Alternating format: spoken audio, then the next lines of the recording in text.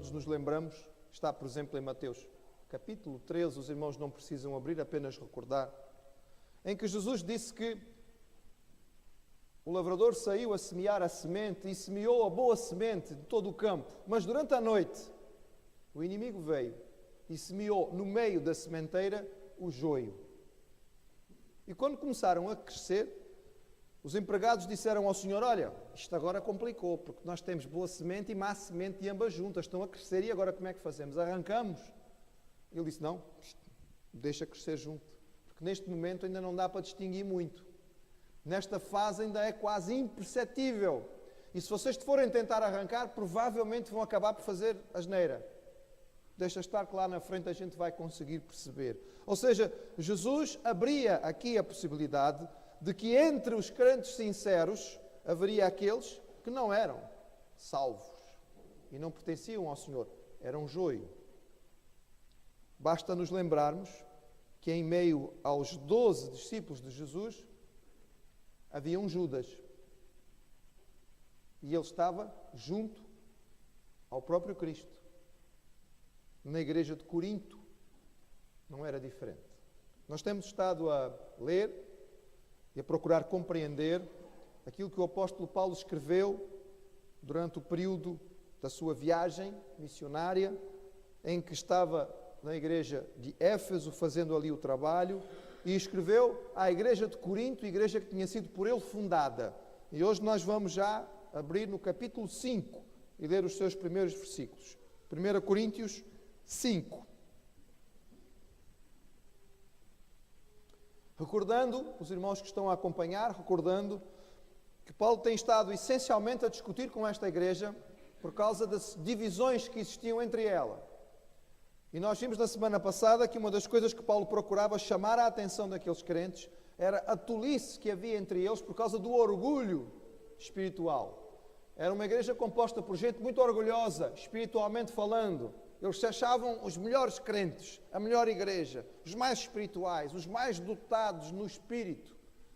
E aqui Paulo estava a mostrar a eles o quanto isto era tolo. E aqui neste ponto ele vai chegar então a algo muito importante daquilo que ele tinha ouvido que se passava em Corinto. E ele escreve nesta carta e diz o seguinte, capítulo 5, versículo 1. Geralmente se ouve que há entre vós fornicação, e fornicação tal, qual nem ainda entre os gentios, como é haver alguém que abuse da mulher do seu pai. Estais inchados, nem ao menos vos entristecestes, por não ter sido dentre vós tirado quem cometeu tal ação. Eu, na verdade, ainda que ausente no corpo, mas presente no espírito, já determinei como se estivesse presente que o tal ato praticou. Em nome de nosso Senhor Jesus Cristo, junto vós e o meu espírito, pelo poder de nosso Senhor Jesus Cristo, seja entregue a Satanás para a destruição da carne, para que o espírito seja salvo no dia do Senhor Jesus. Não é boa a vossa jactância. Não sabeis que um pouco de fermento faz levedar toda a massa?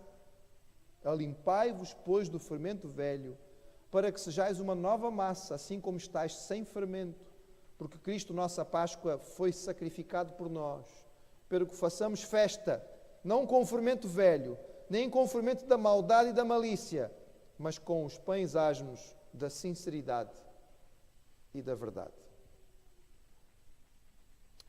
Corinto era uma cidade famosa pela sua licenciosidade sexual e prostituição. Os irmãos que estão a acompanhar esta série lembram-se que nós, na sua introdução, mencionamos que havia centenas, possivelmente milhares, de prostitutas consideradas sagradas, eram prostitutas dos cultos dos deuses, das divindades pagãs gregas, e que trabalhavam na cidade de Corinto.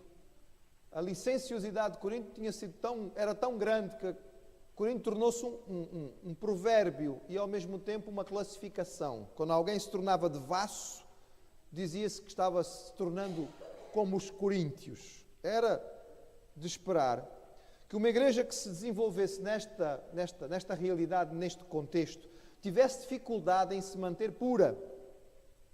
Era natural que houvesse alguma luta e que a igreja tivesse que enfrentar esta situação. Mas o problema aqui é que a igreja tinha se tornado permissiva. O pecado mencionado pelo apóstolo Paulo era evidente e grosseiro. Havia um membro da igreja que estava a manter relações físicas com a sua madrasta.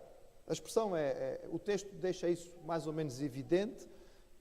Aqui quando Paulo usa a expressão a mulher do seu pai, portanto fica evidente que não se trataria da sua mãe, mas o seu pai seria viúvo e teria casado novamente, ou seria de um segundo casamento, fosse como fosse. Este homem que era membro da igreja tinha relações com esta mulher que na verdade era a esposa do seu pai. E isto era um caso de incesto, era um pecado grave, que nem entre os gentios acontecia, porque causaria grande impressão e repulsa.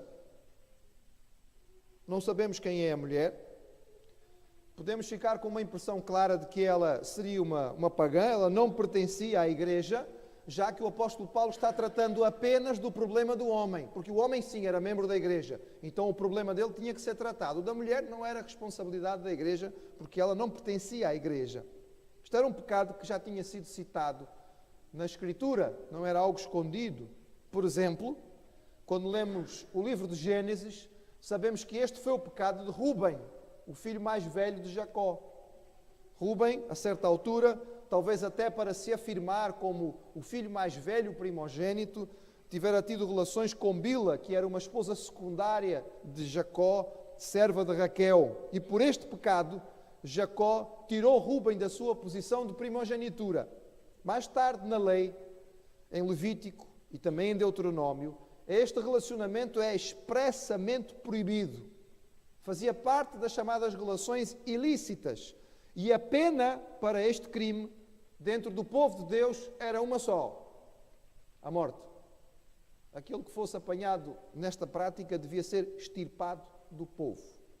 E é curioso, irmãos, porque apesar de nós estarmos a viver numa época em que a licenciosidade tinha tomado grande campo na cultura da época, a lei romana também condenava este tipo de relacionamento. Era grave que este indivíduo se comportasse desta maneira. Mas o mais grave nem era que ele estivesse a cometer este pecado, irmãos.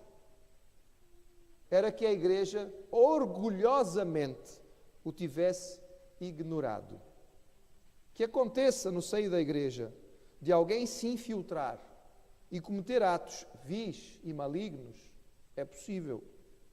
Mas que a igreja tenha conhecimento, saiba do que se passa e não faça nada, isso é que é grave. E os coríntios ainda se gabavam de ser superiores, de serem muito espirituais e, no entretanto, não sabiam praticar a disciplina necessária dentro da igreja. Se os irmãos perceberam bem a leitura, o apóstolo Paulo não fica com meias medidas aqui. Ele não põe paninhos quentes, nem conversa sobre o assunto dizendo seria bom nós pensarmos sobre o que fazer. Não, o apóstolo Paulo afirma categoricamente aquilo que deve ser feito. Ele tem base em toda a palavra do Senhor, aquela que era revelada e aquela que ainda iria ser escrita. Ou seja, ele tem base no Antigo Testamento, como por exemplo em Deuteronômio 17, que listava claramente que uma situação destas tinha que ser tirada do meio da comunidade. Mas também ele tinha base naquilo que era o ensinamento do Senhor Jesus sobre a disciplina na igreja, que ainda ia ser escrito mais tarde por Mateus. E Mateus iria contar o ensino de Jesus aos seus discípulos. E Jesus tinha dito: o pecador impenitente deve ser excluído da comunhão. Não deve permanecer na comunhão. O Senhor Jesus deu várias etapas. Ele diz: se alguém está em pecado, é confrontado. Aceita? Muito bem. Não aceita? Então tente com 2 ou 3. Não aceita ainda? Leve o assunto à igreja. Não aceita a repreensão da igreja? Então, essa pessoa se colocou do lado de fora. Esta pessoa se excluiu. Deve ficar excluída. Ou seja, aquele que peca no meio da igreja e não recebe admoestação, não aceita a admoestação, não reconhece a correção da igreja, deve ser colocado do lado de fora. A expressão provavelmente nos parecerá dura demais. Há muitas pessoas que quando leem o versículo 5 estremecem e dizem assim: mas será isto digno do cristianismo? Nós precisamos perceber, irmãos, o que é que estava a acontecer aqui. E compreender que este indivíduo estava a manchar o testemunho da igreja. Ele estava a prejudicar o testemunho da igreja em Corinto. Ele estava a servir de pedra de tropeço. As pessoas, ao chegarem à igreja, ao olharem e verem este indivíduo ali, dizem assim, bem, se aqui as pessoas comportam-se desta maneira, então não vale a pena estar aqui. Não há diferença nenhuma entre estas pessoas e aquilo que eu vejo lá fora. Aliás, eles têm esta cara de bons, mas ainda são piores. E, portanto, era grave aquilo que acontecia. Quando o apóstolo Paulo diz aqui, seja entregue a Satanás, nós devemos compreender, irmãos, que o apóstolo Paulo ensinava de uma forma clara a distinção entre o reino das trevas e o reino da luz. Aqueles que vinham para o Senhor, vinham para o reino da luz, saíam do reino das trevas, onde Satanás dominava. Quando alguém que fazia parte da igreja, ou que dizia fazer parte da igreja, vivia em pecado flagrante e não se arrependia do seu pecado, esta pessoa devia ser entregue ao reino das trevas, para que pudesse se arrepender. A destruição que o apóstolo Paulo fala aqui da carne, dizia respeito provavelmente ao fato de que a natureza pecaminosa do homem, deste homem em causa, iria levá-lo naturalmente à destruição. Porque é o que o pecado faz com o pecador, faz com que ele se afunde cada vez mais no seu pecado e acabe por se destruir. Mas é muito importante que nós entendamos, irmãos, qual é o alvo disto tudo. Porque se os irmãos perceberem o que o texto diz, nós compreendemos que a disciplina tem sempre um objetivo. E o objetivo maior é a salvação do pecador. Diz assim o versículo 5, seja entregue a Satanás para a destruição da carne, para que o Espírito seja salvo no dia do Senhor Jesus.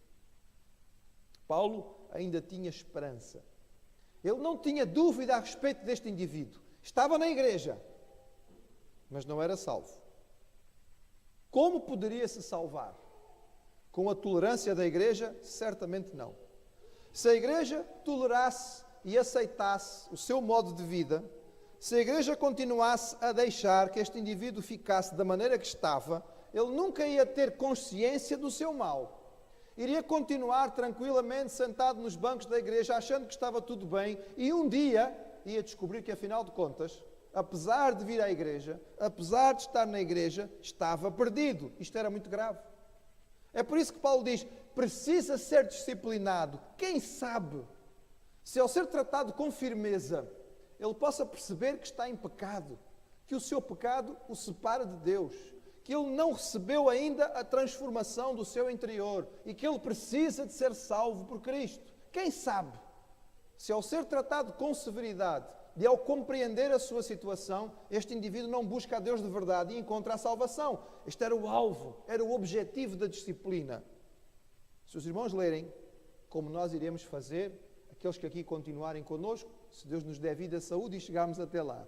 Quando lemos a segunda carta de Paulo aos Coríntios, no capítulo 5, ficamos com a ideia bastante clara de que este indivíduo foi tratado com a devida disciplina e ela teve efeito.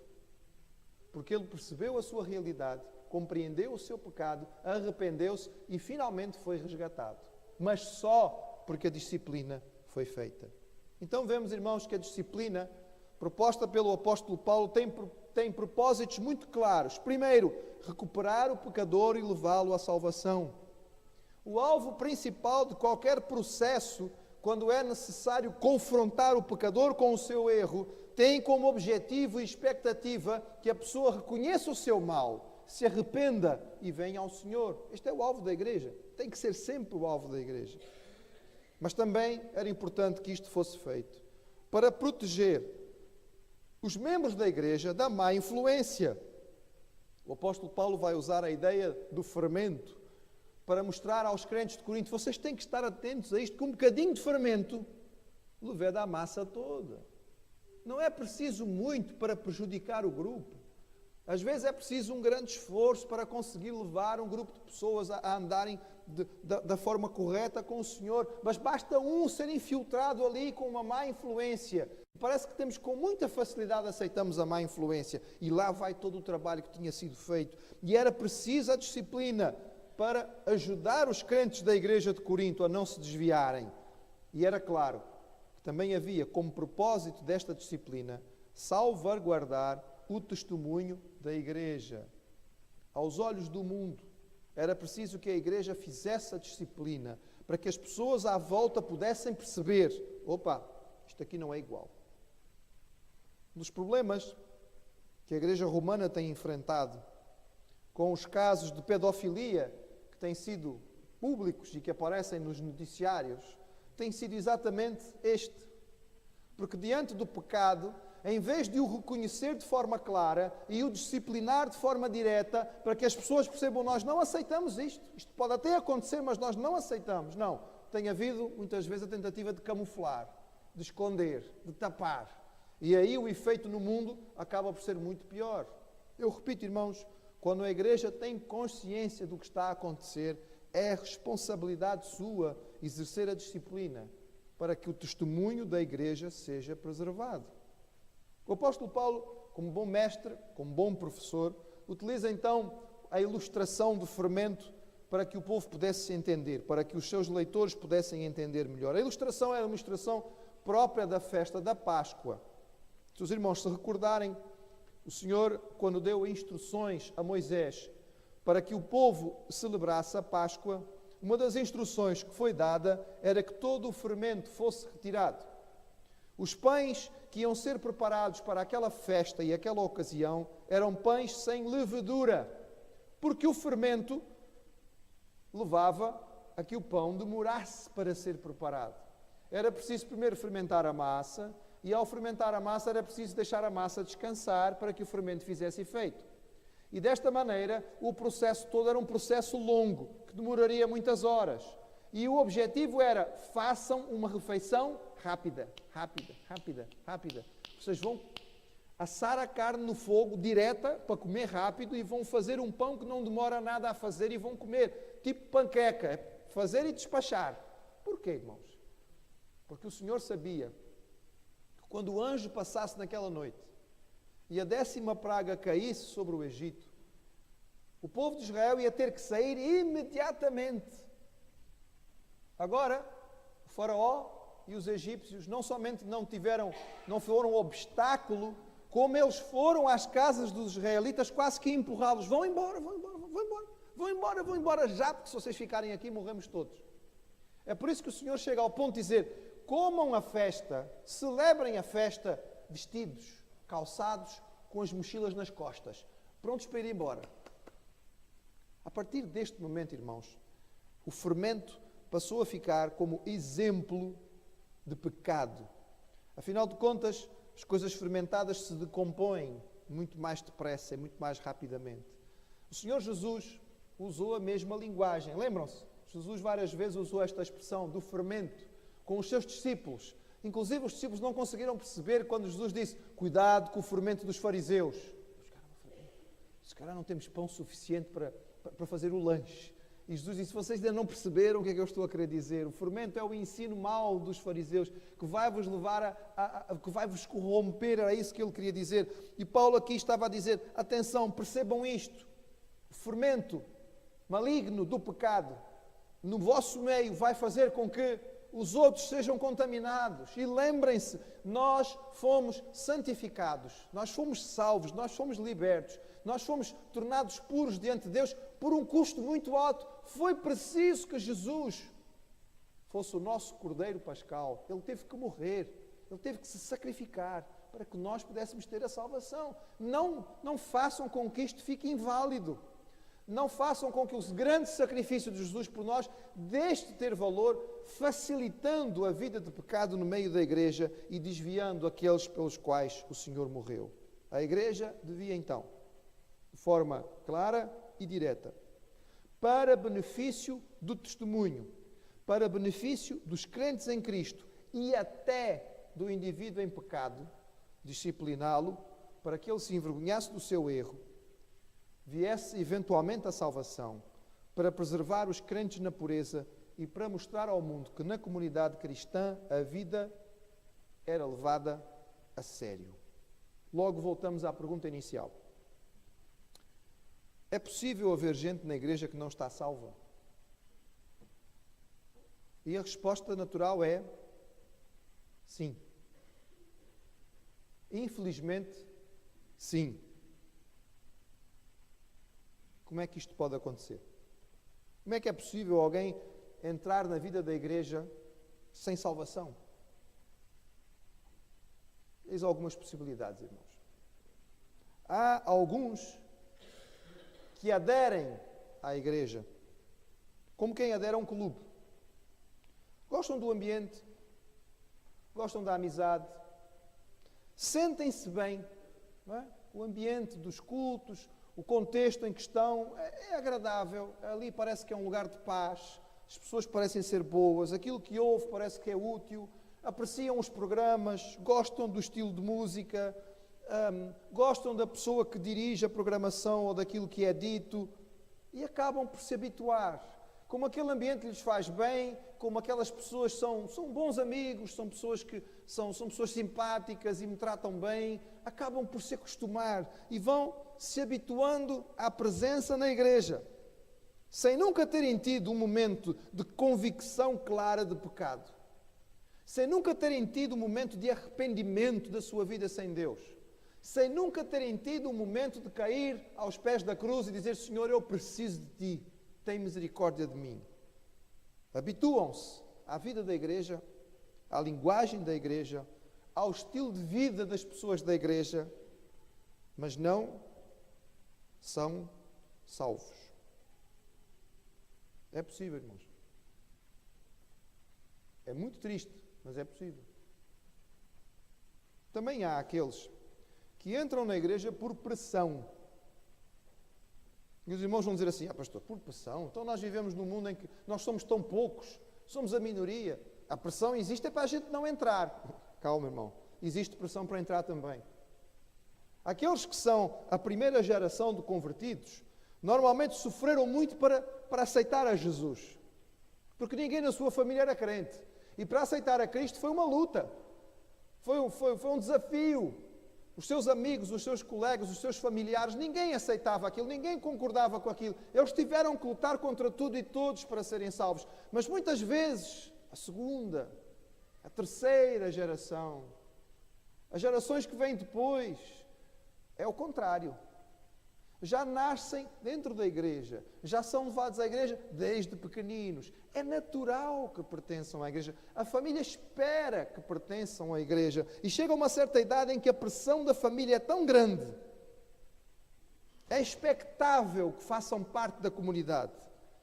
E acabam por ser integrados, sem ter a sua própria experiência com Deus. Irmãos, cristianismo não é hereditário. Não vem na nossa genética. Ninguém herda um DNA cristão. Filho de cristão não é cristãozinho. É pecador. A caminho da eternidade sem Deus. Precisa ser resgatado pelo sangue de Jesus. Eu tive a bênção, irmãos, de ser criado por uma mãe que era uma evangelista de crianças, sobretudo. Era a grande paixão dela. Era uma missionária, mas o seu coração estava em primeiro lugar voltado para as crianças. E desde muito pequeno, ela tinha a preocupação de que os seus filhos percebessem que precisavam de Jesus para serem salvos. Já contei aqui aos irmãos, eu conheci o Senhor Jesus com 4 anos de idade. E a minha decisão aconteceu por causa de um doce de abóbora, bendito doce de abóbora. Minha mãe fez um doce de abóbora no sábado à tarde e depois foi para a igreja para os ensaios. E antes de sair, o doce estava quente, ela disse: não pode comer. Mas é claro, ela saiu. A tentação foi muito grande. Eu fui lá e comi o doce de abóbora. E depois dei um jeitinho com a colher. E naquela semana, irmãos, houve uma série de conferências. Antigamente as igrejas faziam isso, séries de pregações, a semana inteira. E o pregador era o meu pai, e ele pregava a respeito do pecado. Criança de 4 anos, irmãos, criança de 4 anos entende lá estas coisas. 4 anos, irmãos, 4 anos. E o pregador fez apelo no fim e disse: se você tem pecado na sua vida, está perdido. Precisa se arrepender do seu pecado. Venha a Jesus. E eu fui à frente, na primeira noite. Eu fui à frente na segunda noite, eu fui à frente na terceira noite. E a minha mãe nunca falava comigo, falava com todos os que tinham se convertido, menos comigo. Finalmente, num dos últimos dias, ela falou com toda a gente e ela já ia sair outra vez. E eu perguntei, mãe, e eu? Pensou, espera aí, eu tenho que falar, saber o que é que aconteceu aqui. O que é que aconteceu, meu filho? Porquê é que você está aqui? Mãe, eu estou aqui porque eu preciso de Jesus. Precisa de Jesus porquê? Aí veio o momento difícil, não é? Confessar o pecado, mãe, porque eu comi o doce de abóbora. Os irmãos podem achar engraçado, podem achar, evidentemente, que tem o seu quê de cômico, mas uma criança de 4 anos não tinha que se arrepender, não é? Da malícia do mundo. Tinha 4 anos de idade, mas tinha convicção de pecado. Irmãos, os nossos filhos têm que ser encaminhados à sua experiência própria com Deus. Quando eu tinha 8 anos de idade, eu levei a minha irmã a Cristo. Ela tinha 4. É possível, irmãos, que filhos de crentes acabam por aderir à igreja por pressão da família, mas não tenham a sua própria experiência com Deus, na igreja, mas sem salvação. Mas há uma terceira possibilidade, irmãos. Há aqueles que entram na igreja por interesse. Na obra missionária, sobretudo na China, na Índia, na África, usou-se a expressão e eles ficaram conhecidos como cristãos de arroz. Os cristãos de arroz, esta expressão era usada de forma generalizada, eram aqueles que aderiam à igreja porque a igreja trazia benefícios. Nesse caso, literalmente, ganhavam arroz. Iam à igreja e no fim do culto havia distribuição de arroz. Então eles iam lá porque ganhavam arroz. Eu ainda assisti disso, irmãos, nas missões. Não é? No fim do culto, as pessoas faziam bicha e iam todas lá receber alguma coisa. Ganhavam alimento, ajuda social. Muitas vezes melhorava o seu status ao serem vistos naquele contexto.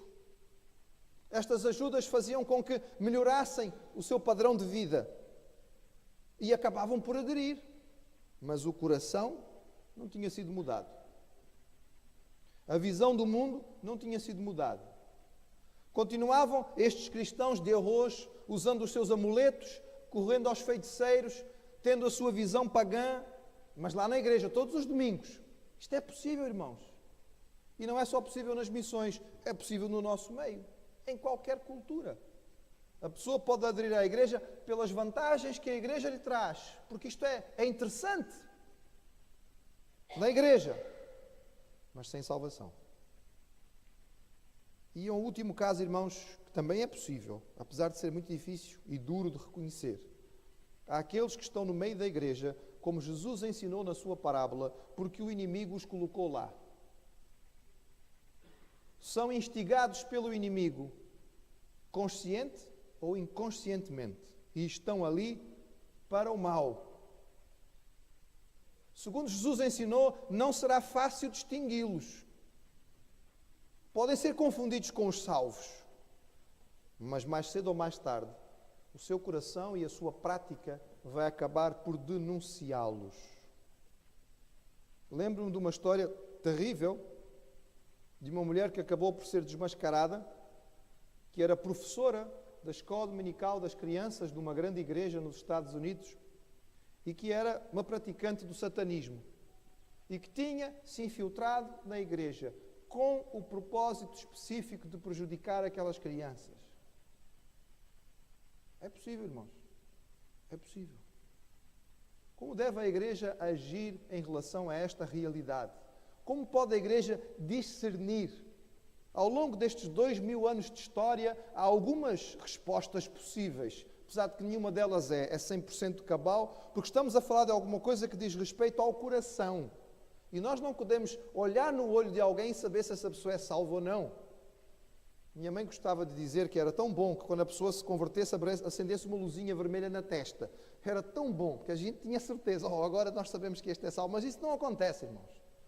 Mas algumas coisas ao longo da história da igreja nós podemos aprender e isso pode nos ajudar. Uma delas, discipulado. O discipulado costuma ser uma boa maneira ou um bom meio de ajudar a dividir as águas. Ou seja, aqueles que chegam à igreja serem acompanhados de perto por crentes mais maduros. Tem dois objetivos. Por um lado, ajudar no desenvolvimento e no crescimento.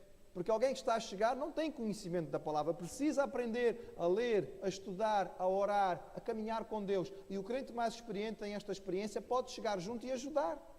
Mas também é uma maneira de se conseguir perceber os sinais do novo nascimento. Porque ao longo do tempo de discipulado se percebe, há aptidão espiritual, há desejo de crescimento espiritual, há sinais da presença de Deus na vida desta pessoa, ou ela está só aqui por interesse. Alguém que está apenas por interesse dificilmente permanece firme no discipulado. E demonstra claramente que não está interessado nas coisas espirituais. É uma maneira para nós fazermos a divisão. Outra forma é darmos tempo à pessoa que chega à igreja para mostrar o seu testemunho. Se os irmãos lerem o início do livro de Atos dos Apóstolos, vão ver que a igreja no início tinha o hábito de batizar quase imediatamente. Convertia-se de manhã, batizava à tarde. Era imediato, não é? Nem sequer se esperava. Acabou o culto, fez a decisão, o batistério já está pronto, vamos a isto. Ou então chegava no rio e acabava-se. E no entretanto, com o passar do tempo, multiplicaram-se as falsas conversões, as más experiências, e a igreja começou a mudar a sua forma de encarar isto. Posso citar, por exemplo, como exemplo aos irmãos, no tempo de Hipólito, um dos pais da igreja, no terceiro século. A tradição apostólica dizia que os crentes deviam passar pelo seguinte processo. Vejam só, irmãos, como é que era naquele tempo. Para os irmãos ficarem contentes e dizer, ainda bem que na nossa igreja não é assim. Havia um primeiro nível que era chamado o procurador, aquele que procura. Eram as pessoas que podiam assistir a uma parte dos cultos, não ao culto inteiro. E ficava-se a avaliar qual era o comportamento desta pessoa em relação à igreja e aos cultos que assistia. Se esta pessoa realmente estava convencida do Evangelho e tinha compreendido Jesus Cristo e demonstrava o seu desejo de realmente ser um cristão, então passava à categoria seguinte, que eram os ouvintes. Passavam a assistir aos cultos regulares, podiam assistir ao culto inteiro e eram encaminhados ao estudo da palavra. E esta fase podia durar cerca de 3 anos. Após 3 anos, se esta pessoa continuasse fiel, então entrava na fase que era chamada os ajoelhados. Ela já podia participar de todas as atividades da igreja, inclusive os cultos mais íntimos, mais profundos. E nesta altura havia uma ênfase no treinamento espiritual, no jejum e na oração. E então, após um dia de jejum e uma noite inteira de vigília, esta pessoa era batizada e passava a fazer parte dos fiéis, com participação plena na igreja. E alguns irmãos podem dizer, pastor, que exagerado, não é? Que exagero, este processo inteiro, isto é muito complicado. Bem, irmãos, era uma opção. A igreja estava a tentar identificar aqueles que eram realmente salvos. A igreja precisa estar atenta, irmãos, a ter cuidado com as ajudas e com os recursos. Nós somos chamados a dar apoio social e devemos fazê-lo. A igreja é ensinada e exortada a fazê-lo. Nós devemos auxiliar as pessoas nas suas necessidades, evidentemente. Mas devemos estar atentos para que não haja uma associação entre o auxílio que é dado e a participação das pessoas na igreja. Porque nós podemos correr o risco de ter entre nós também aqueles que se associam apenas pelo interesse. A pregação na igreja deve ser bíblica, deve ser doutrinariamente pura, e deve ser focada na salvação e na santificação. A pessoa que está na igreja, se porventura não é salva, tem que ter a oportunidade de ser confrontada com a palavra de modo claro. Esta mensagem, por exemplo, talvez não seja a mais confortável. Talvez não seja a mais agradável. Mas, meus irmãos, como pastor da igreja, eu digo aos irmãos, ela é necessária, faz parte do ensino da Escritura. Nós precisamos encarar aquilo que é a verdade bíblica, porque podemos correr o risco de um dia chegar à presença do Senhor e na hora da separação ver alguém que nós julgávamos, mas era um membro da nossa igreja, o que é que ele está a fazer do outro lado? Os irmãos já pensaram nisto? A responsabilidade do pastor da igreja é muito grande. Nós devemos estar atentos aos sinais de crescimento e de santificação. Devemos procurar avaliar o crescimento espiritual dos crentes e esperar que haja um amadurecimento e um desenvolvimento, porque isso faz parte da vida cristã e, ao mesmo tempo, temos que estar atentos ao pecado que seja público e prejudique o testemunho. Isso não quer dizer que a igreja vai se encher de polícias. Não, irmãos. Eu não fui chamado para ser polícia. Não vou ficar atrás das esquinas a ver onde é que os irmãos vão. Não vou colocar escutas nas casas dos crentes para saber o que é que se passa lá. Não, irmãos. Mas a igreja deve estar atenta ao testemunho que prejudica o bom nome do Evangelho e confrontar o pecador com os seus erros. A disciplina bíblica descrita neste texto e em outros deve ser utilizada pela igreja, não de forma hipócrita, mas para manter a consciência limpa, para permitir um crescimento verdadeiro, para ajudar o pecador a se arrepender, para manter a igreja com um bom testemunho no mundo. O apóstolo Paulo, mais tarde, nesta mesma carta, irá dizer: examine-se o homem a si mesmo. Cada um dará contas de si mesmo a Deus. Irmãos, a nossa vida com Deus tem que ser avaliada. Estou a crescer? Há sinais de santificação na minha vida? Eu estou mais apto a vencer o pecado hoje do que eu estava há um ano atrás? Eu compreendo melhor as verdades de Deus na minha vida agora do que o compreendia há 2 ou 3 anos? O crescimento, irmãos, é natural e faz parte daqueles que são realmente do Senhor. Que não aconteça entre nós de haver gente enganada, mas que toda a nossa congregação tenha a convicção da sua salvação em Jesus Cristo e esteja realmente no caminho do Senhor em direção ao céu.